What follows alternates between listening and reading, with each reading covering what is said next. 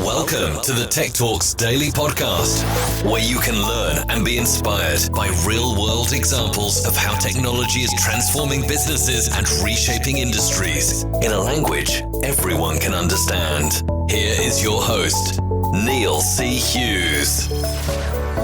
Welcome back to the Tech Talks Daily Podcast, and today I invite you to join me in exploring the world of innovation. And how does your organisation or where you work enable every employee to contribute to innovation within an enterprise? I suspect not too many of you, but did you know that intrapreneurship can enable large companies to be more agile and even launch new innovative products and in turn fend off challenger startup competitors? And some of the best examples of innovation have come from within products presented by employees that are within a large organisation. And some great examples here are Post-it notes, Sony PlayStation and McDonald's Happy Meals. So when I read about Kevin De Silva and how they're helping to democratise enterprise innovation with Ideate, I was compelled to find out more. So I wanted to learn how they strive to provide organisations with the building blocks that they need to involve their entire organisation and understand their customer and crowdsource new ideas, test them and implement the best ones with agility.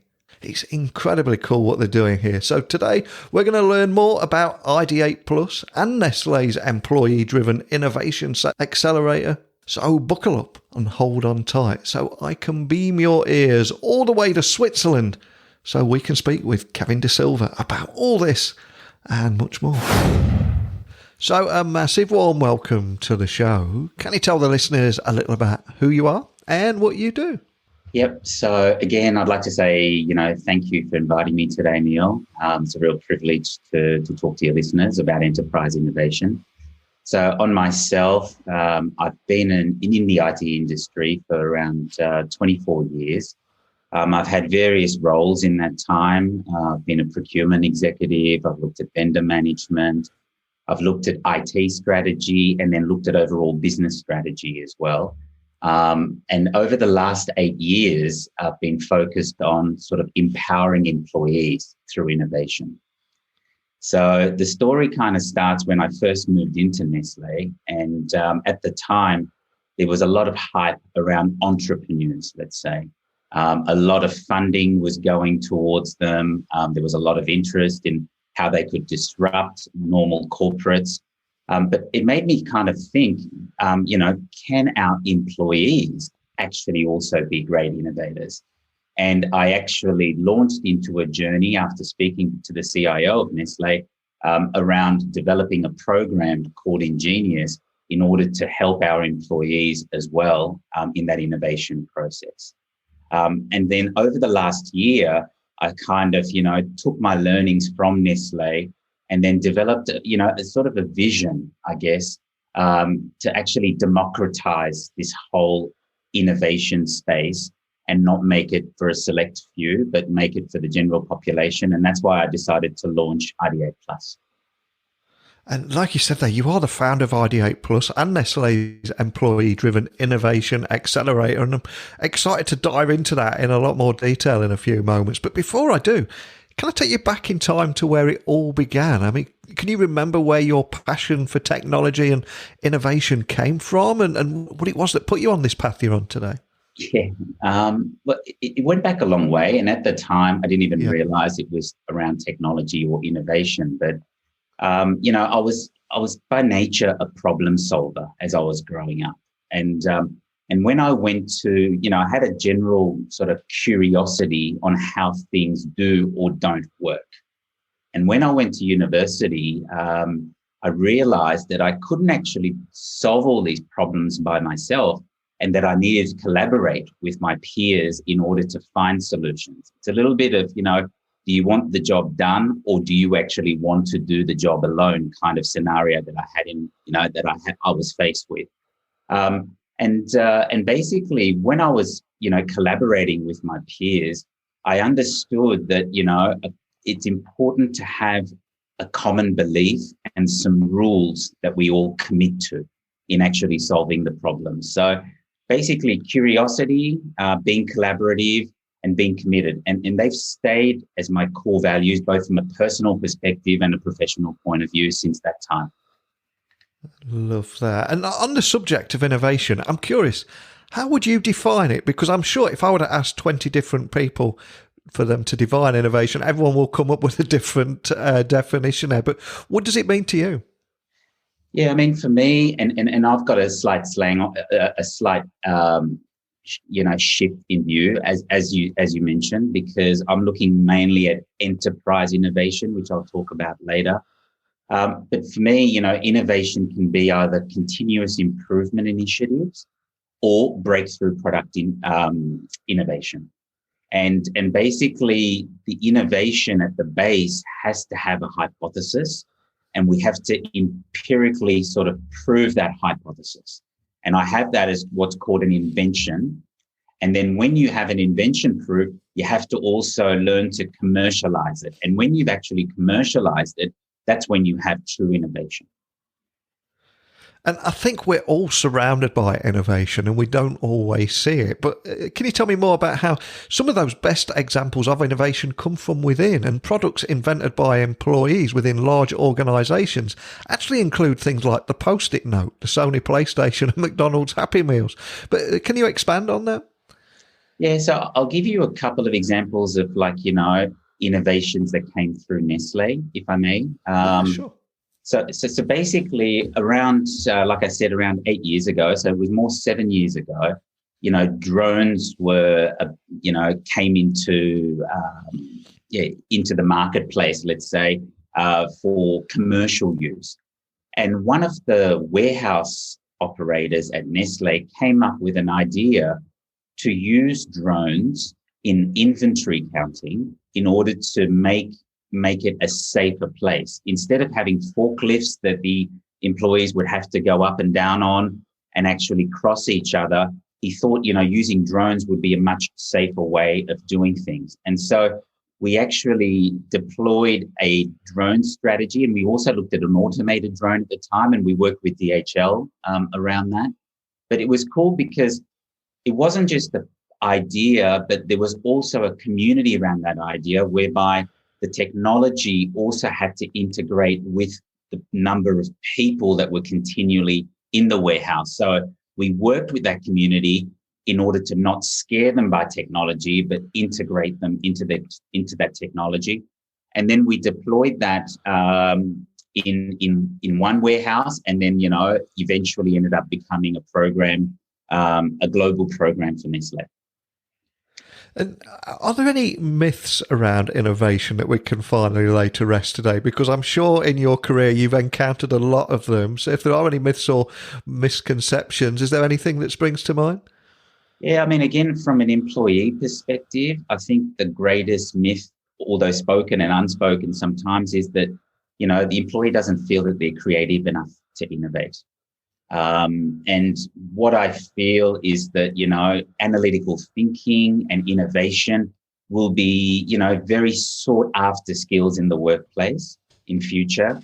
And in order to reskill our employees, what we need to develop is a lean process around this rapid innovation so that the employees can actually meet, the requirements or this eventual destination of actually being more analytical and being involved in innovation.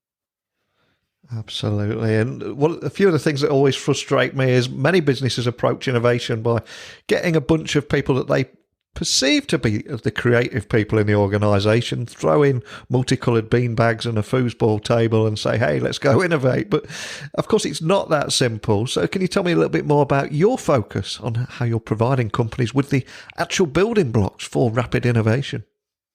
Yeah. So, I start with what are the common pain points of a company. So, and I'm sure you've heard of these before, I'd see three main pain points. The first one is your customer or consumers' needs are changing and you have to keep up with it.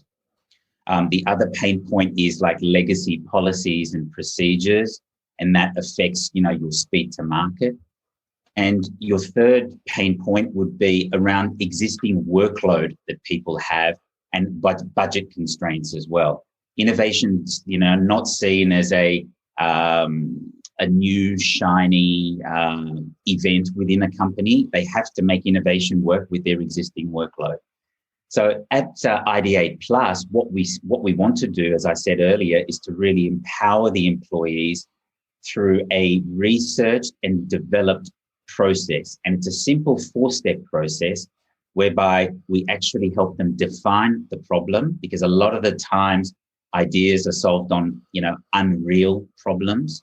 So we actually carry out some interviews, both external and internal. External to find out what the consumer wants, but internal to find out on whether the company can actually provide through their processes what the external or consumers actually want.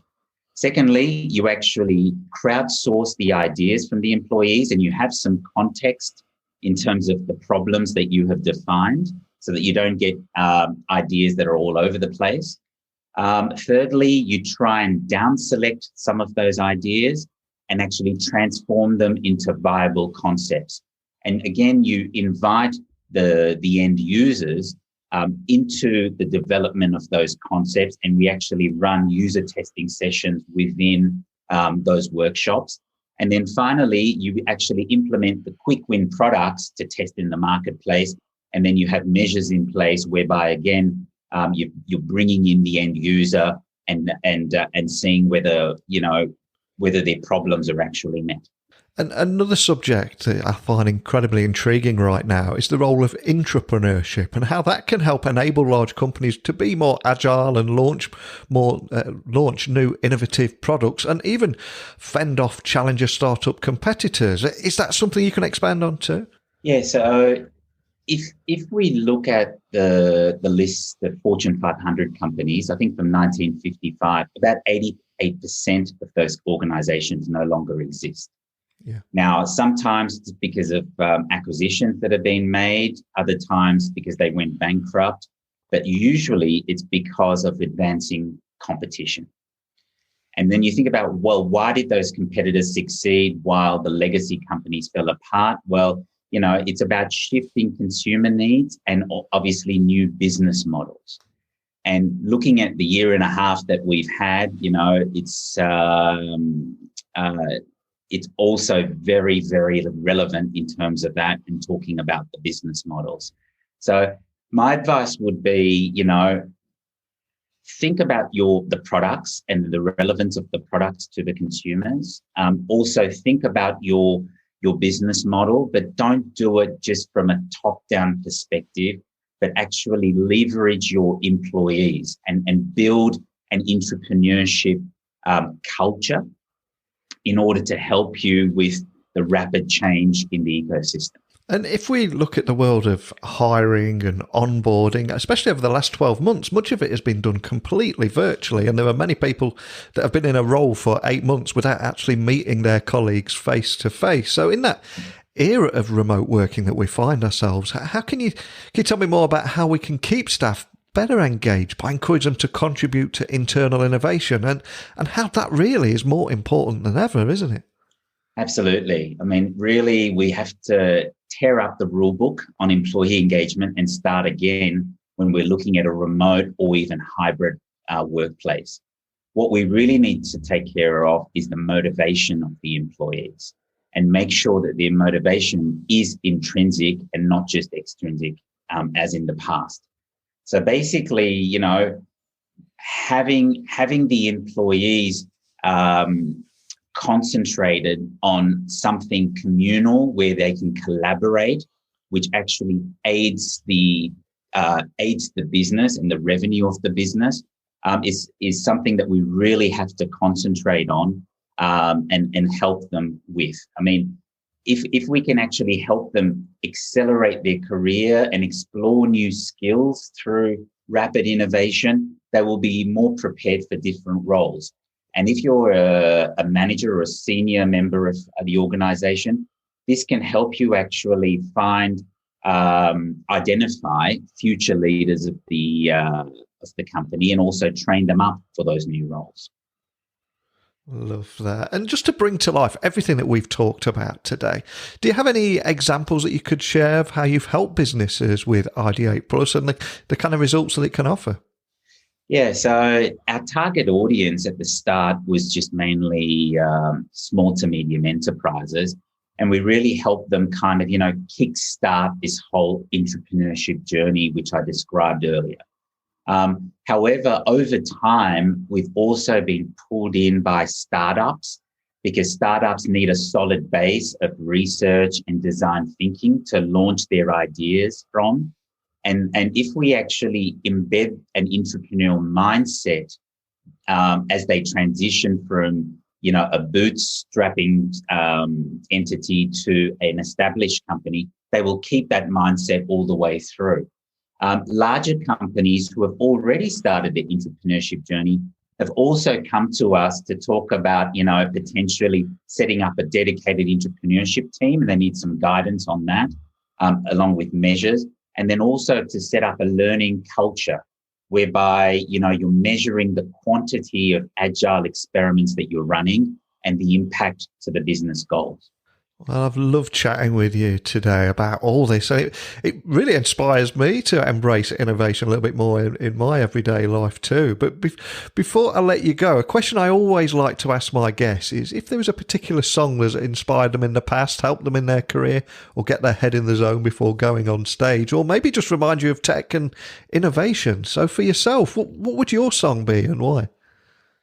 My song would probably be Can't Hold Us by Macklemore and Ryan Lewis, because, it talks about the ceiling can't hold us, but then it also talks about following your dreams and embracing the barriers that lie ahead, and actually developing an opportunity to learn. So that's something that I would like to share with all the listeners.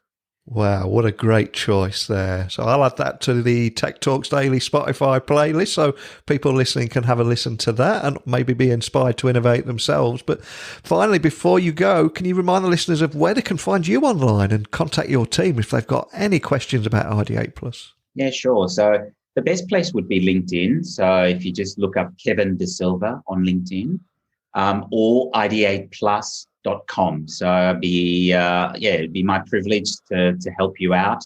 And even if you have some ideas, and in order to build this entrepreneurship community, it would be my pleasure and my team's pleasure to help you out in it.